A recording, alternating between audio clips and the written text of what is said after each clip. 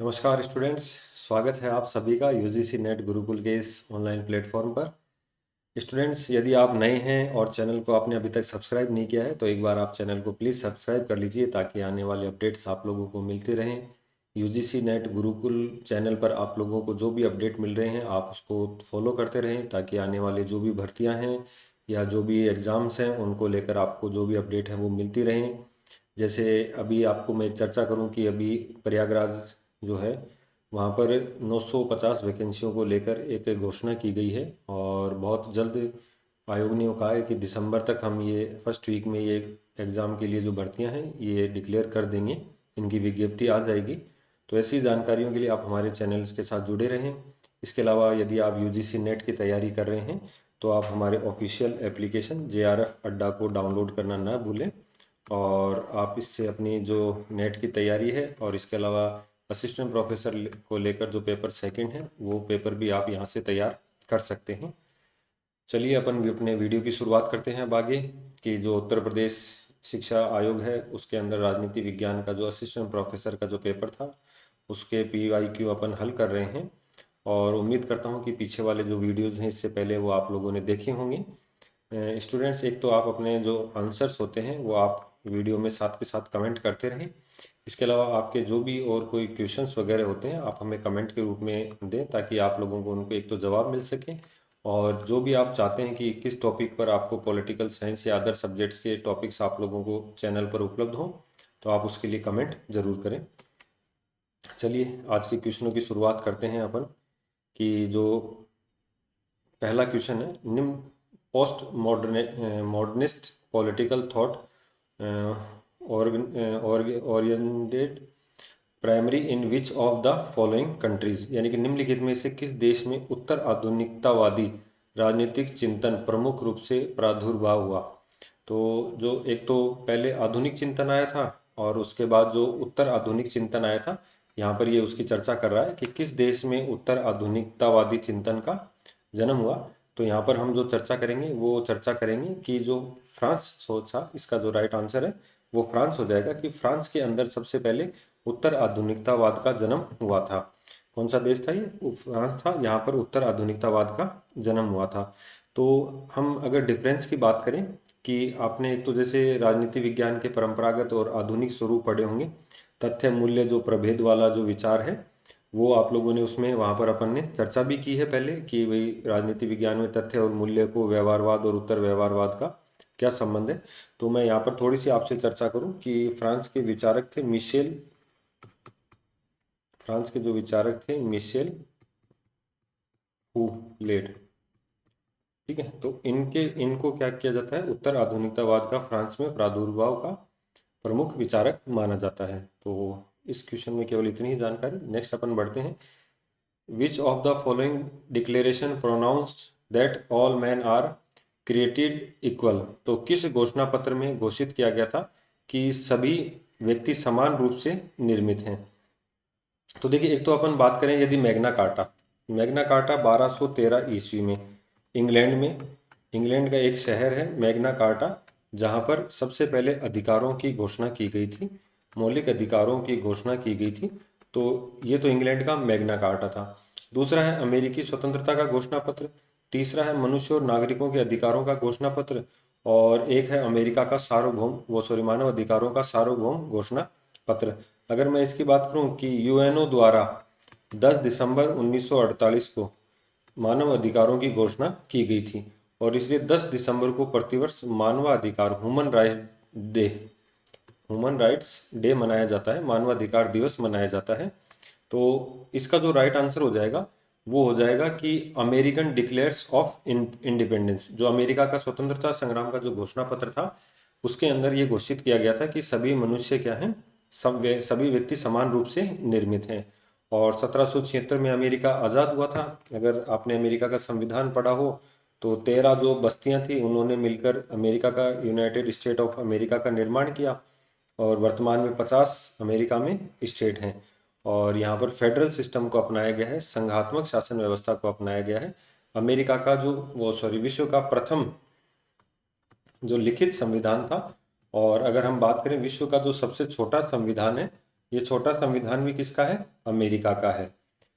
विश्व का सबसे छोटा संविधान जिसमें केवल अपन बात करें 7 आर्टिकल हैं, ये विश्व का सबसे क्या है? छोटा संविधान है। और विश्व का हम ये कह सकते हैं सबसे कठोर संविधान भी अमेरिका का संविधान है। तो उम्मीद करता हूँ आप लोगों को जो जानकारियाँ दी जा रही हैं वो समझ में आ रहा होगा। आप इससे अधिक जानकारियाँ और रेगुलर जुड़े रहें तो आपको मिलती रहेंगी। चैनल को आप सब्सक्राइब जरूर कर लें।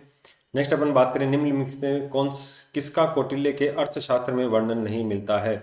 विच of the following does not mention in the अर्थशास्त्र ऑफ कौटिल्य। तो सबसे पहले तो मैं आपको ये बता दूं कि जो अर्थशास्त्र जो ग्रंथ है वो अर्थशास्त्र पे नहीं लिखा गया है। वो अगर हम चर्चा करें तो ये राजनीति विषय पर लिखा गया सर्वश्रेष्ठ ग्रंथ है। एक राजनीति विषय पर लिखा गया। भारतीय विचारक हैं कौटिल्य। कौटिल्य को जिनको हम किस नाम से, चाणक्य के नाम से जानते हैं या विष्णुगुप्त के नाम से भी जानते हैं। चाणक्य, कौटिल्य या विष्णुगुप्त के नाम से अपन इनको जानते हैं। जिन्होंने राज्य की, एक तो सप्तांग सिद्धांत, राज्य के कितने अंग होते हैं? 7 अंग होते हैं। इसके अलावा आप लोगों ने जो मंडल सिद्धांत पढ़ा होगा इनका, कौटिल्य का मंडल सिद्धांत, ठीक है। और जिसमें विजय गिशु यानी विजय की इच्छा रखने वाला राज्य और उसके पड़ोसी राज्य शत्रु, अरि, अरि मित्र। और इसके अलावा इन्होंने षडगुण नीति भी दी थी। षडगुण नीति भी इनके द्वारा दी गई थी। और राज्य की उत्पत्ति के संबंध में ये सामाजिक समझौता सिद्धांत का समर्थन करते हैं। सोशल कॉन्ट्रैक्ट जो सिद्धांत है, सामाजिक समझौता सिद्धांत, इसका समर्थन करते हैं। तो इसमें अगर हम बात करें कि निम्न में से किसका कौटिल्य के अर्थशास्त्र में वर्णन नहीं मिलता है, तो इसका जो राइट आंसर हो जाएगा वो डी आर्मेंट हो जाएगा, निशस्त्रीकरण इसका राइट आंसर हो जाएगा। ठीक है, डिजास्टर मैनेजमेंट, शासन कला और कूटनीति इसमें दी गई है। तो किसका वर्णन नहीं मिलता है, क्वेश्चन जो पूछा गया है वो यही पूछा गया है, किसका वर्णन नहीं मिलता है।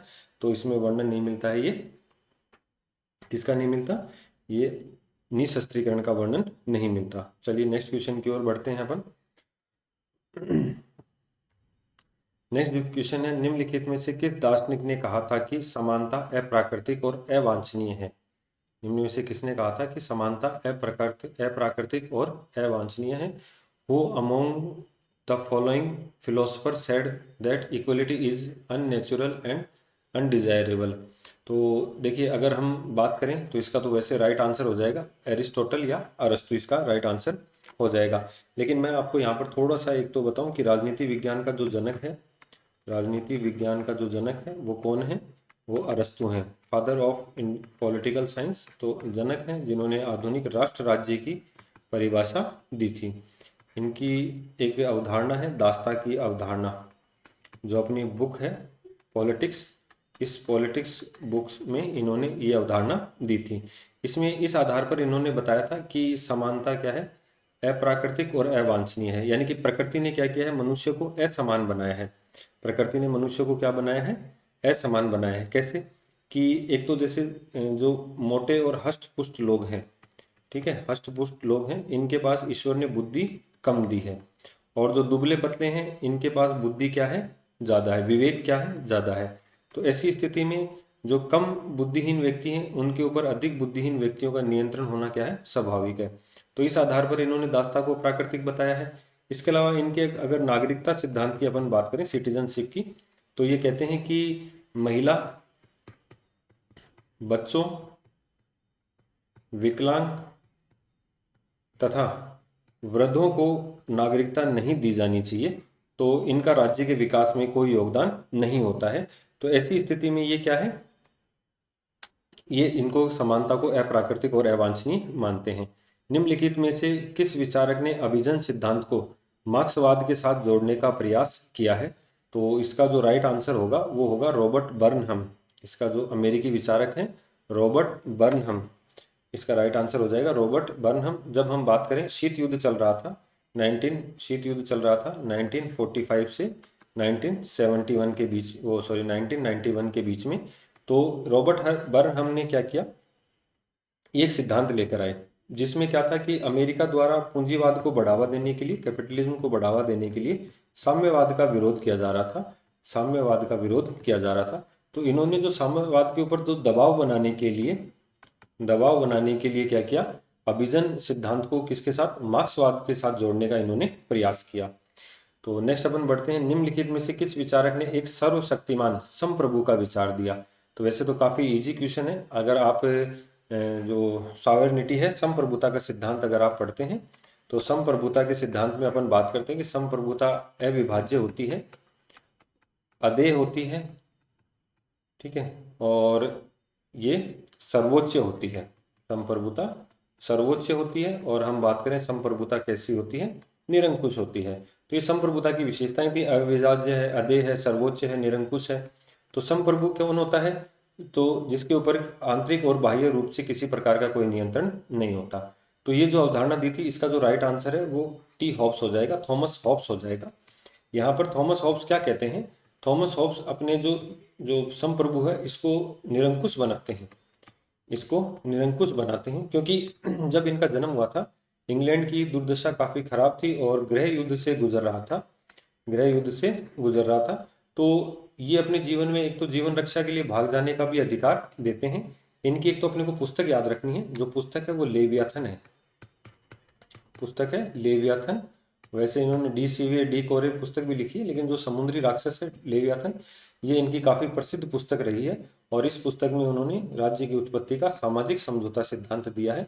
मनुष्य को इन्होंने जो इसके बुरा स्वभाव है, दुष्ट है, स्वार्थी है, ये इन्होंने उसका वर्णन किया है। चलिए नेक्स्ट अपन बात करते हैं।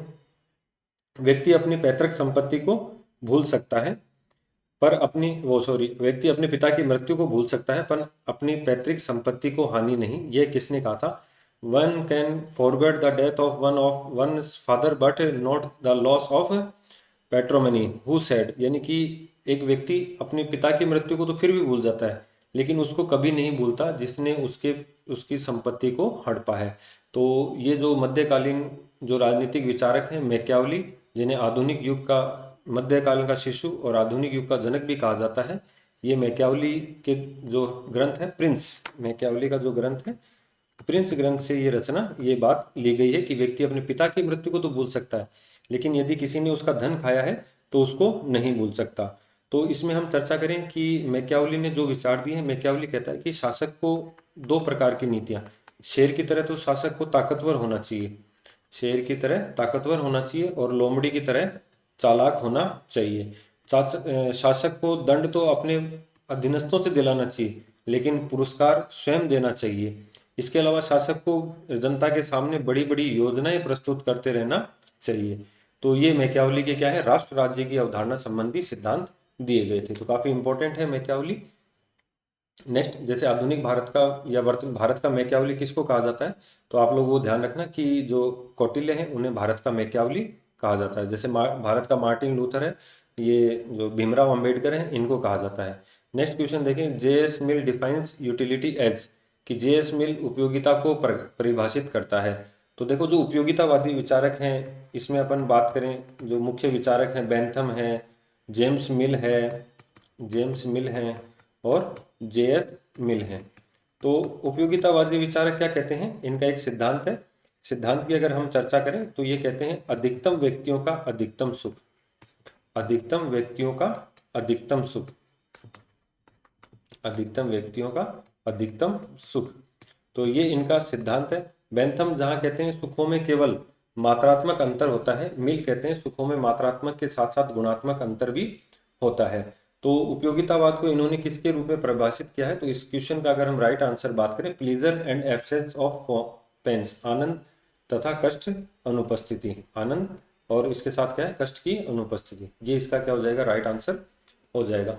नेक्स्ट अपन बात करें, निम्न में से किस भारतीय ने तीनों गोलमेज सम्मेलनों में भाग लिया। वैसे तो काफी इजी क्वेश्चन है। विच of the following Indian participate all 3 round table conference, जो लंदन में आयोजित हुए थे 3 गोलमेज सम्मेलन, राउंड टेबल सम्मेलन 1931, उससे पहले 1930 और 1932, ये 3 गोलमेज सम्मेलन आयोजित हुए थे।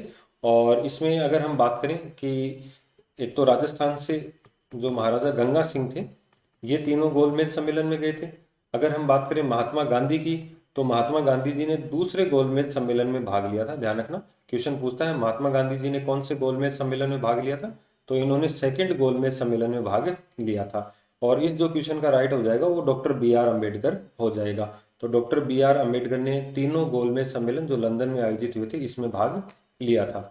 नेक्स्ट अपन बात करें David Easton concept of persistence of the political system in originally derived from which of the following disciplines. David Easton की राजनीतिक प्रणाली की दृढ़ता की अवधारणा मूल रूप से निम्न में से किस विषय से ली गई है।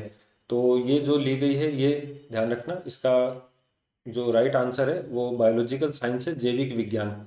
अगर हम डेविड ईस्टन की बात करें तो डेविड ईस्टन को व्यवहारवाद का जनक कहा जाता है, व्यवहारवाद का जनक कहा जाता है। और इनके द्वारा बिहेवियरलिज्म जिसको अपन कहते हैं, और इनके अलावा पोस्ट बिहेवियरलिज्म की भी अवधारणा दी गई थी, उत्तर व्यवहारवाद, उत्तर व्यवहारवाद। ठीक है, तो ये इसका जो राइट आंसर हो जाएगा जैविक विज्ञान हो जाएगा। नेक्स्ट अपन बात करें which of the following is a characteristics of traditional approach to comparative politics.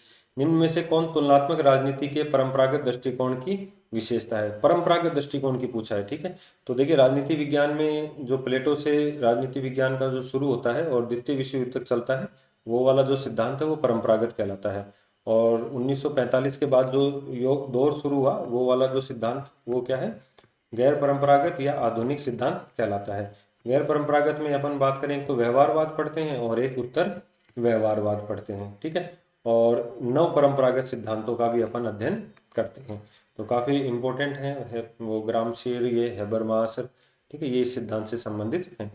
तो इसमें जो है कि सीधी सी बात है, देखो व्यवहारवाद ने तो किसके ऊपर बल दिया था, तथ्यों के ऊपर बल दिया था। और जो उत्तर व्यवहारवाद है इन्होंने तथ्य प्लस मूल्यों पर बल दिया था। और जो परंपरागतवाद है वो क्या करता है, ऐतिहासिक रूप से तथ्यों व मूल्यों को परस्पर संबंधित करता है। ये इसका क्या हो जाएगा, राइट आंसर हो जाएगा कि निम्न में से कौन तुलनात्मक राजनीति के परंपरागत दृष्टिकोण की विशेषता है। तो जो परंपरागत दृष्टिकोण की जो विशेषता है वो क्या हो जाएगी, ऐतिहासिक रूप से तथा मूल्यों को परस्पर संबंधित करता है। तथ्यों और मूल्यों को जो अलग करता है वो व्यवहारवाद है। तथ्यों और मूल्यों को जो अलग करता है वो क्या है, व्यवहारवाद है। ठीक है, और तथ्यात्मक विश्लेषण को त्यागता है, प्रमाणीकरण विश्लेषण को त्यागता है नहीं।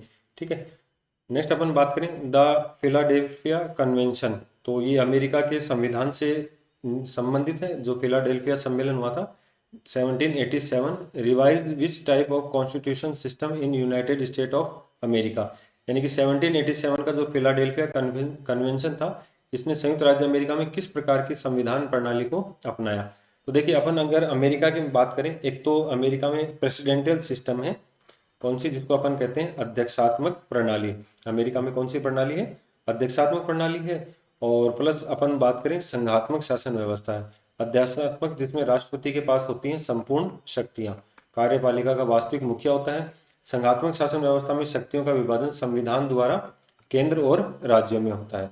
लेकिन हम बात कर रहे हैं फिलाडेल्फिया सम्मेलन की, तो यूनिटरी सिस्टम नहीं है। यूनिटरी सिस्टम इंग्लैंड में है, तो यहाँ पर अमेरिका में नहीं है। तो अपन बात करें कन्फेडरेशन। ठीक है, ये इसका राइट आंसर हो जाएगा। कन्फेडरेशन क्या हो जाएगा, यहाँ पर राइट आंसर हो जाएगा। तो ये अर्ध संघीय प्रणाली है, तो फ्रांस में अपनाई गई थी।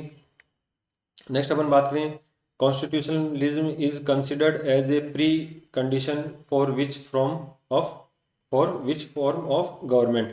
निम्नलिखित में से किस प्रकार की सरकार के लिए संविधानवाद एक पूर्व शर्त है। तो इसमें अगर हम बात करें समाजवाद के लिए नहीं है, तो लोकतंत्र इसका राइट आंसर हो जाएगा। राइट आंसर क्या हो जाएगा, लोकतंत्र। मोनार्की में वैसे नहीं है और यूनिटेरी में वैसे कोई ज़रूरत नहीं है। ठीक है, क्योंकि लोकतंत्र में जनता के चुने हुए प्रतिनिधि होते हैं और इसमें संविधान का विशेष महत्वपूर्ण योगदान होता है। तो इसका जो राइट आंसर हो जाएगा वो डेमोक्रेसी हो जाएगा। निम्नलिखित में से किस देश में राजनीतिक व्यवस्था के प्रमुख सिद्धांत के रूप में शक्तियों के पृथक्करण सिद्धांत को अपनाया गया है। तो separation of power as the cardinal principle of political system was established in which following of country. तो देखो एक सिद्धांत है अपन जिसकी चर्चा करते हैं, ये तो अभी शक्ति पृथक्करण तो यहाँ पर लिखा हुआ है, जिसको अपन ये पावर सेपरेशन कहते हैं, शक्ति पृथक्करण का सिद्धांत। प्लस हम बात करें नियंत्रण और संतुलन का सिद्धांत, नियंत्रण और संतुलन का सिद्धांत। तो ये जो सिद्धांत है ये कहाँ पर अपनाया गया है, ये अमेरिका में अपनाया गया है। अमेरिका में क्या होता है, शक्ति पृथक्करण सिद्धांत के तहत जो वहाँ की लेजिस्लेचर है, वहाँ की एग्जीक्यूटिव है और वहाँ की जुडिशरी है, यानी कि व्यवस्थापिका है और कार्यपालिका है और न्यायपालिका है। तो इनको क्या किया गया है, तीनों को अलग अलग शक्तियां दी गई हैं। तीनों एक दूसरे के कार्यों में कोई हस्तक्षेप नहीं करते। लेकिन ऐसी स्थिति में ये निरंकुश हो जाएंगे, स्वच्छंद हो जाएंगे, तो ये अपनी मन मर्जी से कार्य करेंगे, शासन के तीनों अंग अलग अलग भागेंगे। तो ऐसी स्थिति में एक दूसरे के ऊपर इनके नियंत्रण लगा दिया।